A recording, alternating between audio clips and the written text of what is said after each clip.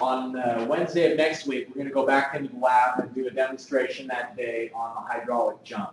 And so that's always a big day. Today is going to be some of the theoretical background that will help support that activity, and we're going to continue our discussion about the theory behind hydraulic jumps and how to calculate them also on Monday. So the calculations that go along with that lab demo will be due on Monday, the 15th of April, which is after you will have recovered over the weekend from your project submission on the 12th of April. And my intention is still to put together a video that helps to show you how to print clearly from water gems. Just haven't had the chance to do that yet, but I will. And I'll let you know when that's posted online. Any questions related to the schedule? Last time we opened up the computers and spent some time in Excel developing a momentum depth diagram. Now remember, this isn't the same thing as a specific energy diagram. The two are distinctly different, although they appear the same in shape. When we calculate the momentum function, which is shown here as the sum of a dynamic term and a static term related to how much momentum is in the flow, then we can find at any particular flow depth and flow rate combination where the two different amounts, the two different depths associated with a certain momentum value are. And when we're at the critical conditions, when we're at the critical depth, there's only one depth associated with that minimum amount of momentum. And so just like when we were calculating for a step up or a change in width, how there could be two possible flow depths that would satisfy the same amount of specific energy. Here, there are two possible flow depths that satisfy the same amount of momentum. In an earlier class, we looked at things that can cause a hydraulic jump. These are just some of the flow features that could cause supercritical flow to occur when it really shouldn't be occurring. But what do I mean that supercritical flow shouldn't be occurring? Isn't that prejudice to be saying that? Supercritical flow shouldn't be occurring? It's based on the slope, so the slope doesn't support supercritical flow. All right, the slope doesn't support supercritical flow. And so, for example, using an example, this one, what Ryan said is that the slope of the channel bed is less than S sub C, which means the critical slope. S sub C is the slope that would cause critical conditions. And so what do we call it when the slope is less than the critical slope? There's a name for that slope. Gradual? Like critical slope? Subcritical slope, or we can say it's mild. Yeah. This slope right here is steep. I wish it was spicy, but it's not. It's just steep. It'll cause spicy conditions, though. And so if we look at the dashed line is indicating the critical depth. And what we'll notice is that when the slope is steep, the depth is less than the critical depth. And so that's confirmation that conditions there are supercritical. We have two ways of knowing that the flow here is supercritical. The first way is that its depth is less than the critical depth. The other way is that we know the slope in this section is greater than the critical slope. And so back to my earlier point that supercritical flow is not supported here because the slope is less than the critical slope. It shouldn't be happening. But because of some sort of a flow feature like a spillway, it is happening. Up there in item B, supercritical flow is happening because that gate caused choking upstream. The depth increased, which was forcing the water under the gate at a very high velocity. So it's artificially inducing supercritical flow because of that choke that wouldn't ordinarily be supported. The normal flow shouldn't be supercritical. And so it has to go through a transition. It's flowing supercritical, but it's slowing down. Just from the diagram, how do we know that after it comes out of the gate, the flow velocity is slowing down?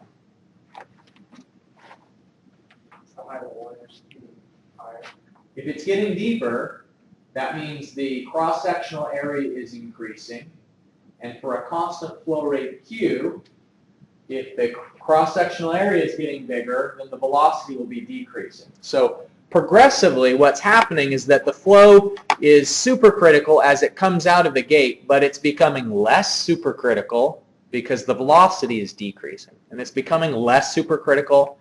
And then finally, it'll get to a certain point where supercritical flow can't exist anymore. And when it gets to that point, it will jump to the hydraulic jump.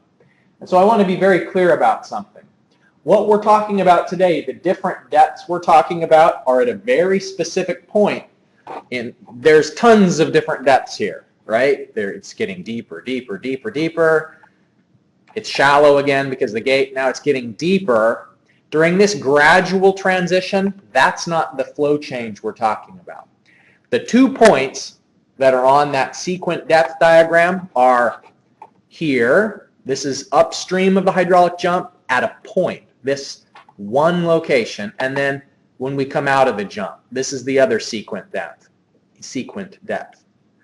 So it's only these 2 points that are on that curve. So now when I jump over to the momentum depth diagram, the flow was supercritical right here at Y1, and then it goes through the jump and it jumps out at Y2.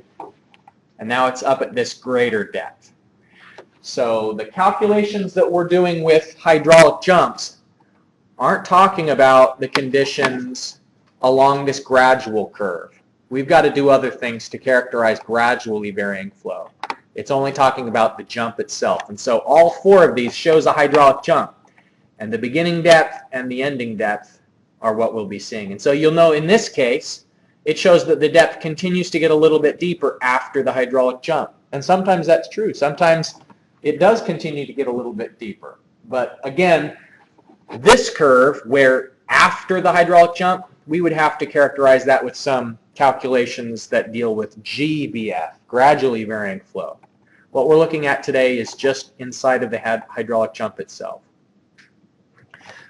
We can create these graphical diagrams to find out what are the sequent depths, or there are formulas that will allow us to calculate what the hydraulic jump depth is. Before we get into some of those formulas, let's take a look at hydraulic jumps out in nature. If I can find my hydraulic jump video. Let me dim the lights.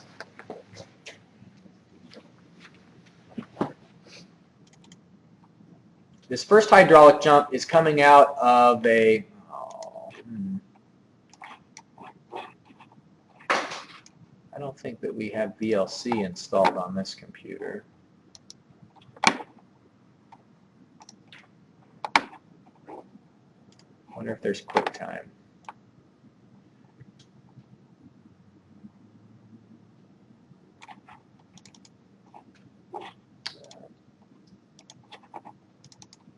No QuickTime. We're not going to be able to watch that video. It's a pity. It's a good one. But we will watch this one. Oh, it's also a MOV. Well, hold on. I know how we can play it.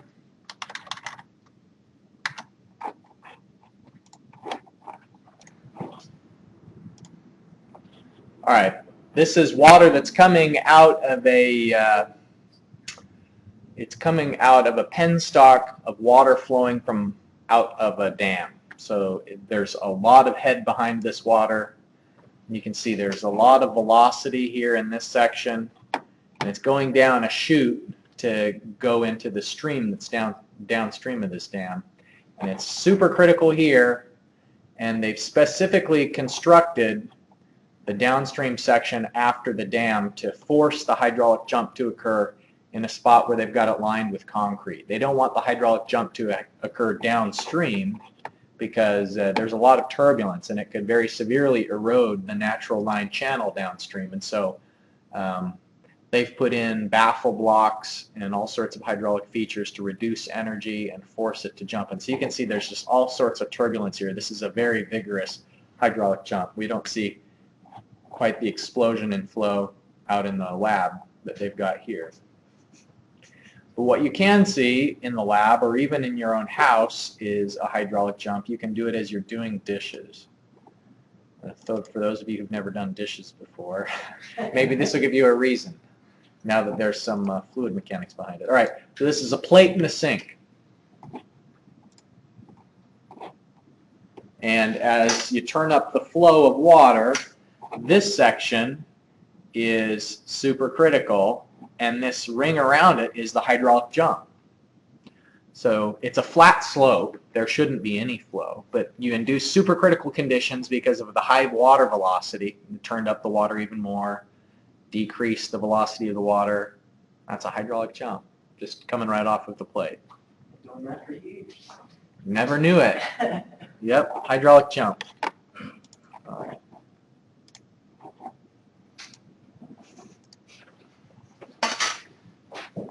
So here's a cross-section of flow, and the equation that we're going to be using for the conjugate depth relates the downstream depth of the hydraulic jump and the upstream depth as a function of the Froude number. Remember, the Froude number characterizes whether flow is supercritical or subcritical.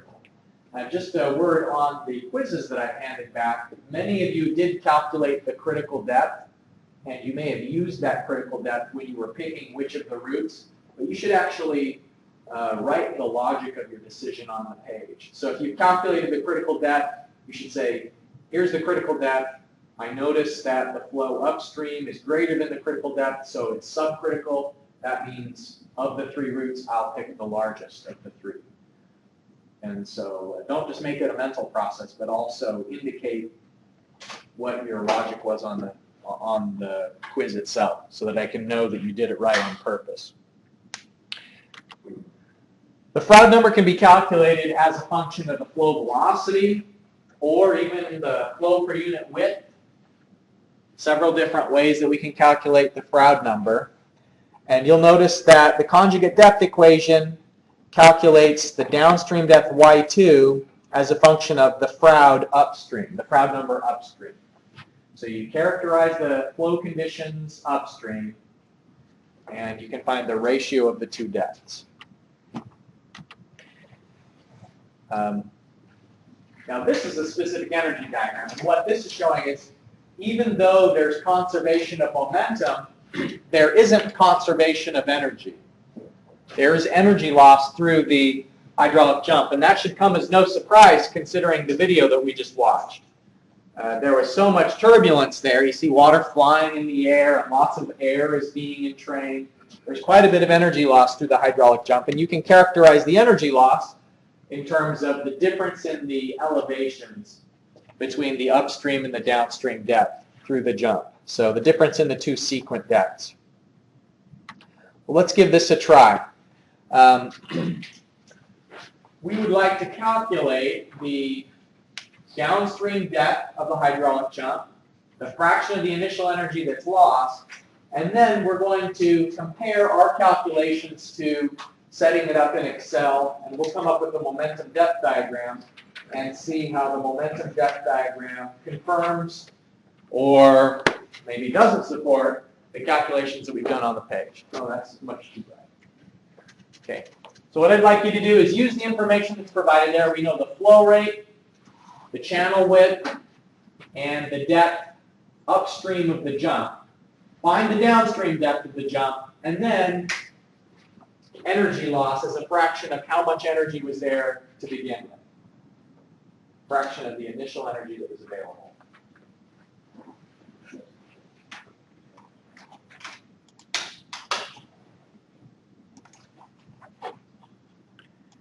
In the example, we start off by finding the flow per unit width, which we can put into the Froude number equation. Find that the Froude number is 5.238. Also, later on, it'll be helpful to know the velocity of one. And by using Q divided by A1, we find the velocity is 15.22 meters per second. So if we put the Froude number into the hydraulic jump equation, find the downstream jump depth, Y2, is 5.956 meters. So it's going through quite a change. Its depth is going up by a factor of about 7. There's going to be a lot of energy loss when it jumps that high. And finding the change in energy, using the delta E formula, we find that it loses 6.456 meters of energy. And so the question is, how much energy was there to begin with? If it's going to be losing 6.456 meters, how much was there at 1? We just want to make sure that it's not saying we're going to be losing more energy than was actually there.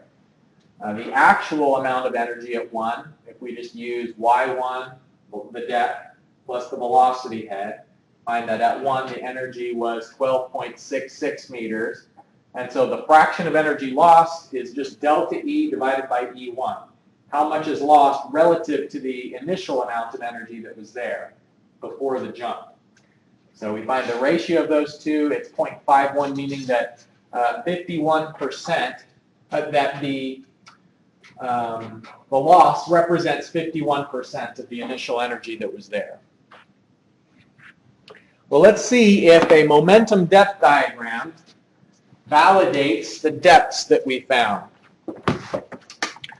And so to do that, we will just set up a spreadsheet in Excel.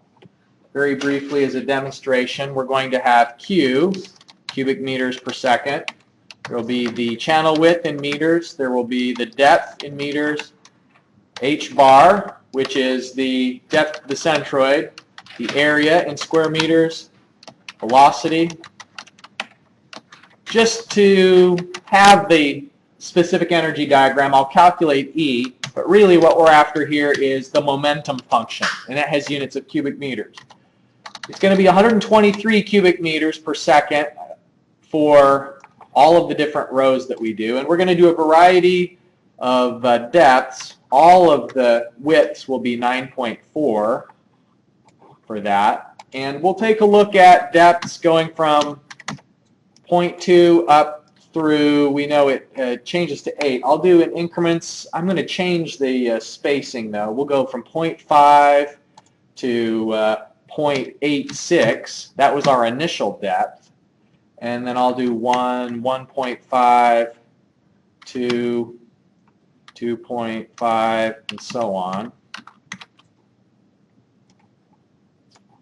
All right, that ought to be plenty. H bar, since it's a rectangular channel, will just be the depth divided by 2, depth of the centroid. We did that last time in class.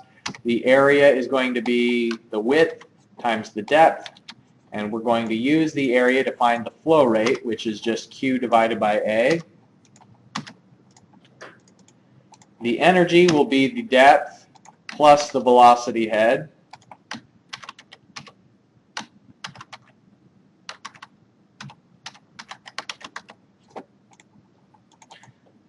And then the momentum function, if we go back to an earlier letter, there we go. Okay, we will paste that into the spreadsheet. The momentum function is going to be Q squared divided by G, 9.81, times the area plus the area times H bar. Okay, we've got the momentum function at all of these different depths. And so what we want to take a look at is, in theory, the hydraulic jump started off at a depth of 0.86. And so we want to find out how much momentum was there at that depth, 0.86, at 194 cubic meters of momentum. We will... You may already be able to see the confirmation of the solution, but let's just graph this anyway. We will select on the x-axis to be our momentum function.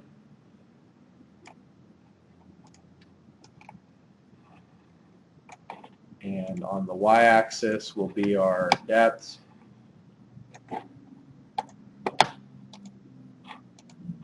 Okay.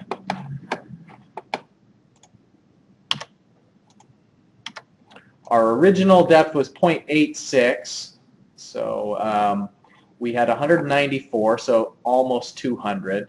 So we go up to the momentum function, and it's looking like around 6. From our calculations on the board, we got 5.956. And so it's pretty close. 6 is 196. We needed 194. So what we can do is put in the depth that we calculated, 5.956, and we get exactly that's 194.2 momentum function. And so it looks like the graphical approach does validate the equations we've just used on the board, that at the depth of 0.86, we have 194 as a momentum, and then we have that same 194 as the momentum function when we are at this other depth of 5.956 meters. And so that tells us what the new depth out of the hydraulic jump will be. This is assuming conservation of momentum through the hydraulic jump. And just like how we sometimes assume energy is conserved through some sort of a transition, and it's mostly conserved, sometimes there are losses, the same is true that when we go into the lab, even though momentum is conserved in theory, in practice, we may not see exactly the depth that this diagram would predict. And maybe some of the hardest part is actually identifying where does the hydraulic jump begin. It's usually easy to see where the hydraulic jump starts, but sometimes it's a little bit more tricky to know exactly where the hydraulic jump ends. Like, where do you put the pin gauge? Because remember, when we're in the lab, the way that we measure depths is with that little pin gauge. And so if it's a pretty gradual curve and it still continues to be a gradual curve, how would you know where to put the pin gauge? It's a little bit of an art. So that's what we'll get to see on Wednesday. But for today, that's all I've got for you. Let's just take one last look at the announcements that what you should be working on right now. You do not have a homework assignment in your hands right now. If you go to the schedule that I gave you at the beginning of the semester, you can see what the next homework assignment is. And there are some hydraulic jump questions on that next assignment. But it's not due for about 2 weeks, and so I haven't even got it listed on the slide. There are other things that you're going to be turning in before the next homework assignment is due. So your focus should be on the lab demo calculations for the next one, the lab demo we're doing on Wednesday, and the project. I guess the only thing that you can really focus on right now maybe is the project. So let me know if you've got any questions on that, and otherwise I will see you in class on Monday.